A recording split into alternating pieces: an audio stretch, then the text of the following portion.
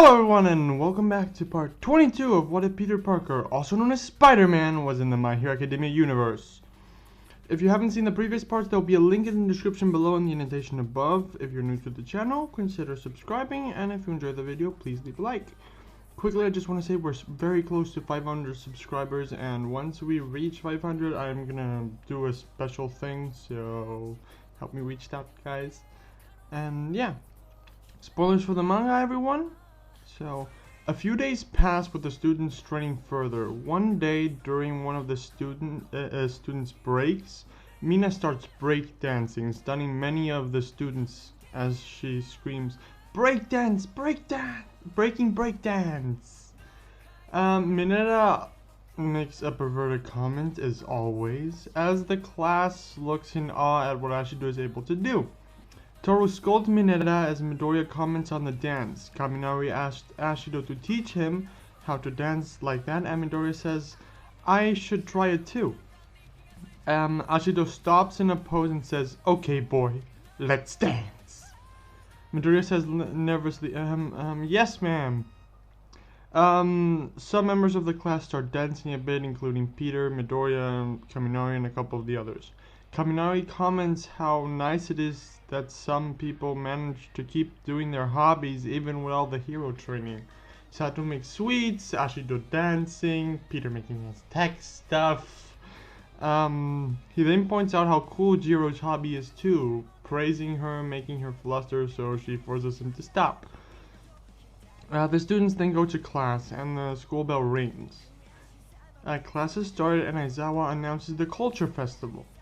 The students point out how similar to regular school that is, because they're in a hero course, they want to do hero stuff instead. As Peter doesn't really react since he already knew the culture festival was coming because of the interaction he had with Gwen and Harry. Tsuyu asks Aizawa how Eri is, but Aizawa says that is a conversation for later. Everyone gets excited and wants to decide what they will be doing for this culture festival, but Kirishima brings up concerns of if they should even be holding the culture festival in this period of uncertainty where villains are expanding. Aizawa addresses the concerns, saying that not everything revolves around the hero department like the sports festival. The sports festival is made for the hero department, the culture festival is made for the other departments to let off steam. He tells them that many are stressed because of how the hero department affects them, for example with the boarding system. He tells them that they have to do a program, school rules and all that, like they have to do the program. While Aizawa takes a nap, Idanyeru and Rosu take charge of organization and ask for suggestions for the class for the program, like the activity that they'll be doing. Kaminari suggests a maid cafe, Mineta suggests something inappropriate, so he is punished as always. Raka suggests a mochi shop, Kirishima a wrestling competition, Toru a haunted house, Satu a crepe house, Ashido suggests dancing, Koda a petting zoo, Peter a robot wrestling competition, and Jiro a play, a play. The representatives start narrowing down the different options, but a small fight erupts over what they should be doing. The lesson ends with them not managing to settle on anything. Aizawa then leaves, telling them to choose by tomorrow or they'll be holding a public lecture. After they are done with school, the students keep on discussing and they decide on doing a dancing routine. Mineta points out that they will need music to go along with this, so Jiro is asked to help with that by performing and helping others. The interaction between Mirio, Midoriya, and Eri goes pretty much the same in the hospital, where they basically say, "Well, why doesn't she come to the culture festival?" And the store robbery that the gentle criminal performs also goes the same. The next day, the students keep organizing the culture festival even further. Since the festival is only a month away, first they decide on music, getting Bakugo to play the drums, Yaomomo will play the keyboard, and Jiro doing the bass.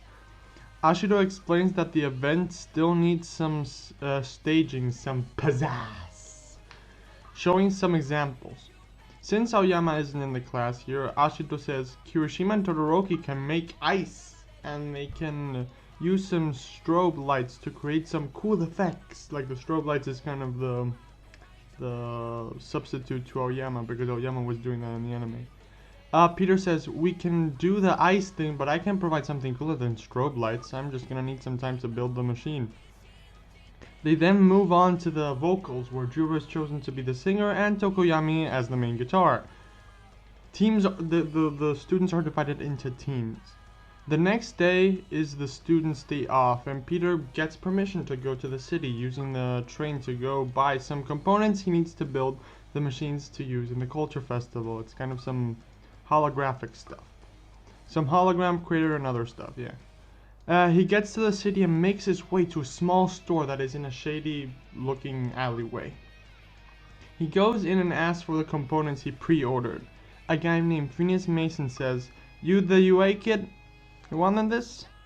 Peter says, "Yeah, that's me." Phineas grabs a bag, putting the components Peter asks for in the bag, along with a weird device that Peter doesn't really see him put in. He says that will be 21,000 yen. Peter says, "What? We discussed 16,000 yen."